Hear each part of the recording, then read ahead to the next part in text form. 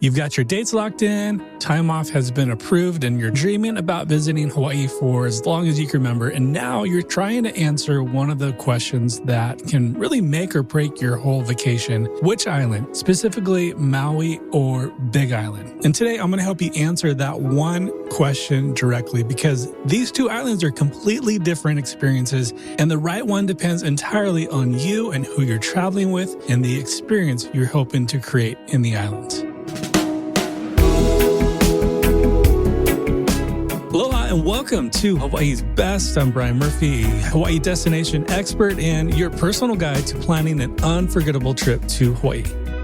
All right, so big picture first, Maui is what I call the postcard. White sand beach, luxury resorts, whale watching in the winter, the sunrise over Haleakala.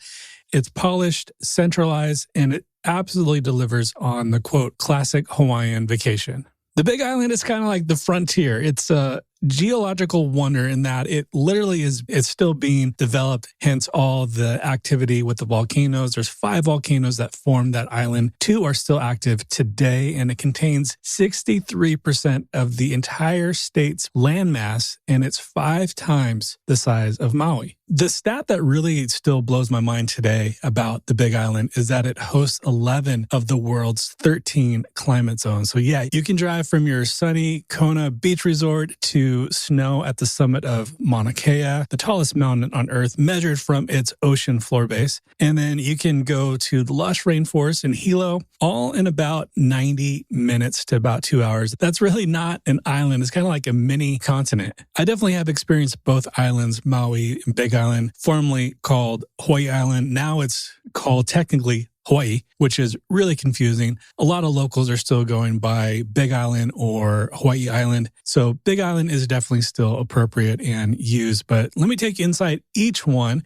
because they're completely different. Now, my wife and I, we love Maui. I love just traveling with my wife. We've been to Oahu probably the most as far as just like my wife and I going, but we love visiting Maui as well, just her and I. And one of the stories that I try not to live much with regret, but this is one I do regret. We were driving through Lahaina, this is a few years ago, heading towards Front Street, and we passed the banyan tree. I looked out and it's like, the traffic, let's just skip it today. It feels too busy. We just kept driving. I completely regret that moment every time I think about it because, obviously just 1 or 2 years later after that, the wildfires destroyed Lahaina and that town was just destroyed overnight. But here's the thing, what's really encouraging currently about Lahaina as it stands in 2026. It's recovering slowly, steadily. Some restaurants have reopened. The harbor is undergoing a $30 million rebuild expected to finish later this year, which means probably in 2 to 5 years, Hawaii time. So the historic Front Street, the core is still under reconstruction, redreaming. Eat at locally owned restaurants, support Maui-made businesses as best you can. But beyond Lahaina, Maui is still incredible. Maui is more than Lahaina. Even though Lahaina was such a central heartbeat of Maui, there's still so much beauty on the island. Wailea is in the south and Kaanapali is on the west, just past Lahaina. And those are 2 world-class resort areas. So first trip to Hawaii, honeymoon, you want everything within easy reach. Maui is definitely your island. Most resorts are within 45 minutes of the airport. Now, it depends. Traffic in Hawaii always depends. But especially you headed out to the west side, there's really only one road in, one road out. And if there's traffic, that could be longer. But a quick practical note is that the Haleakala sunrise requires a reservation. I know I've talked about this before, but it still goes with saying it's a $1 per vehicle registration. That's through recreation.gov plus a $30 park entrance fee. Now, you can book these up to 60 days in advance, and they go fast. They go really fast, like within the minute, 2 minutes. So everything else you need to know before visiting Maui, I've included in episode 155. I'll link that below. And just, as I'm getting into this, I've included a free guide that goes into so much more depth than I have time for on this episode. And you can find that in the first link in the show notes below, the complete guide to comparing Maui to the Big Island, That also links out to a guide on the blog that I did. So much information for you to go ahead and make an educated decision on which is best for you. But now moving on to the Big Island, I have to tell you a little bit about, we visited Big Island last time. It was during Christmas time, and we visited over the holidays, staying at the, Kona side like most people do when they visit the Big Island. And we had a few nights at the Westin Hapuna, and it was one of the best family trips I think we've had in a long time. It wasn't crowded. Our girls, I've told you before, but if you first time listening, we have 3 girls and they absolutely loved it. They asked when they're going back all the time. And what's funny is, what they talk about most is not the volcano, because we got kind of skunked. We got plumes of smoke, and that's one thing you just gotta be aware of. If you go make your way all the way over to Hawaii Volcanoes National Park, you might just get some plumes of smoke, and that is Mother Nature. It is going crazy now with all the different episodes and eruptions. But at the time, Volcanoes National Park they weren't, excited about that, the snorkeling. What it was the cat colony near the Westin Resort. There's this group of feral cats that have made this area home around Westin Hapuna. And our girls were completely just, giving all the cats a name. And I think that right there kind of tells you something about the Big Island. It's a little quirky. Even the unexpected moments become some of the best memories. Quick break from today's episode. Don't worry, this isn't a sponsored ad, and I'm not trying to sell you anything. I just want to say thank you for listening. If this podcast has been helpful for you at all, hitting follow on your podcast app is the best way to support it. It's free, and it helps more people plan better Hawaii trips. Thanks again for listening, and let's get back to today's episode.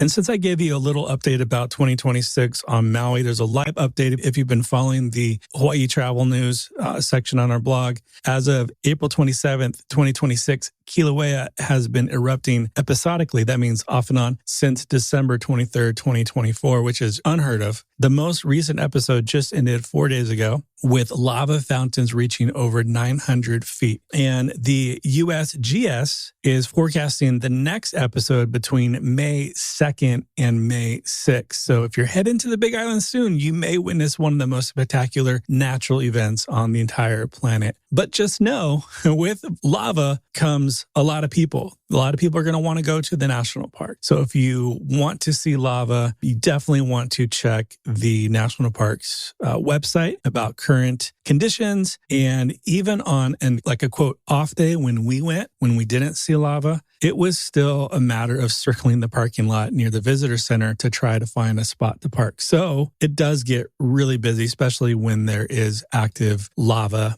happening. But beyond the volcano, the Kohala Coast has luxury resorts carved into black lava fields. It's dramatic and it's stunning. Waimea, not to be confused with Waimea Canyon on Kauai, is in the upcountry, and it feels nothing like what most people picture when they think about Hawaii. It has cool temperatures, ranching countries, incredible farm-to-table food.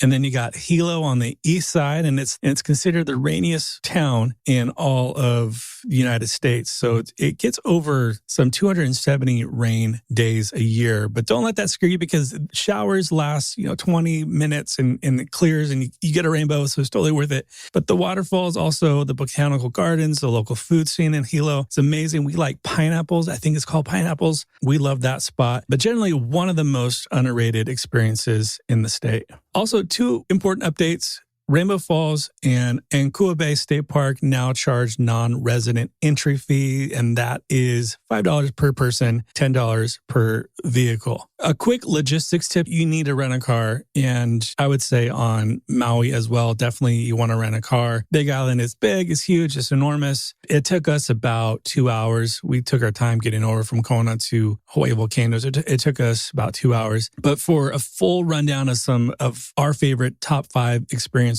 to do on the Big Island, actually it was just last episode. I'm going to link that below. You can listen to that after this episode. But I want to give you a quick head-to-head comparison. Beaches, Maui wins for that classic white sand beach. Big Island wins for water clarity and just unique beaches. You have a green sand beach at Papakolea. You got dramatic black sand beaches. Budget, definitely the Big Island wins. And it runs about 20% cheaper when compared to Maui. And I can definitely vouch for that. I've had that experience. For both islands in 2026, you want to budget for Hawaii's new 18% total hotel tax. So on a $300 room, you're not paying a $300 room, but for the math, if you're paying a $300 room per night, that's roughly $50 a night in taxes alone. For crowds, Maui is more crowded. It's just denser. The Big Island gives you more room to breathe. Snorkeling, you got Molokini, which is great snorkeling, but like off the shore snorkeling, I think the Big Island's rocky volcanic coastline keeps things dramatically clear. And the manta ray night snorkel on the Big Island is one of the most unforgettable things that you can do in all of Hawaii. So look into that. Talked a little bit about that in the last episode. So the big question is, which island is right for you? You want to go to Maui if this is your first trip. If you want the classic Hawaii experience, if you're honeymooning or you want to do Haleakala and the road to Hana, it's on your bucket list, definitely go to Maui. I would say go to the Big Island if you've done Maui and want something completely different, or if you've been to Oahu or you've been to Kauai, definitely put Big Island next on your list. And if you want some adventure, just raw Hawaii, if you're working on a tighter budget, which I think a lot of us are, or if you want Hawaii to feel real and unpackaged, I would highly recommend the Big Island. If you have the budget, do both. They definitely complement each other in a way that makes for a complete Hawaii trip. I did a whole episode about island hopping in Hawaii. I'll link that below. But basically, if you have about 2 weeks, I would say 10 days minimum. But if you have at least 2 weeks, definitely doing 2 islands is great. So basically, ideally, you're doing 1 week per island. But if you only have the time to do 10 or 12 days, I would personally do like 4 days on the Big Island and then the rest on Maui. All right, so that's my quick comparison for Maui versus the Big Island. For a full in-depth guide, be sure to go to the first link in the show notes below and get that free guide for you. But I hope this helps you just be able to make an educated guess for where to go to Hawaii next. If you're heading to Maui, start with episode 155, link below. Big Island, go with episode 227 as your next listen. But if you're still figuring out which island to visit for your first time, that'll be episode 217 linked below as well. And if all this is like, just dude, slow down a little bit, this is all too much, I do offer one-on-one consultations where you and we sit down together via Zoom. You can ask me all the questions you want. We can build an itinerary together. I can look at yours, review it, and you get to ask all your Hawaii questions with me in a one-on-one session. That is also linked below. All right, I think that's all I got until this coming Friday for the next episode. So until then, as always, live with aloha. Mahalo for listening to Hawaii's Best. If you found today's episode helpful, make sure to hit follow on your podcast app so you don't miss future episodes. You can find all links and resources mentioned today in the show notes below. Hawaii's Best is produced by Shorebreak Media Group, edited by Easy Podcast Solutions, and with music by our friends Stick Figure.